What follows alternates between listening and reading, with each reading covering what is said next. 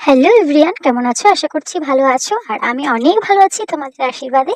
তো চলো আজকে একটা ছোট্ট একটা ভিডিও নিয়ে চলে আসলাম, বাতাবি লেবু মাখা।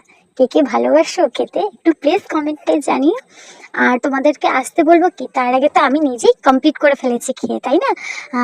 তোমাদের সামনে হয়তো খাবারটা হয়তো প্রেজেন্ট করতে পারছি না, বাট তো একটা উপায় আছে, তোমাদের সাথে শেয়ার করতে পারি, রাইট? তাই আমি তোমাদের সাথে শেয়ার করলাম। এই বাতাবি লেবুর বলে নাকি অনেক উপকার আছে, শুনেছি মায়েদের মুখে, বলে নাকি জন্ডিস কমে। তা জানি না, কিন্তু খেতে খুব ভালো লাগে, তাই তো?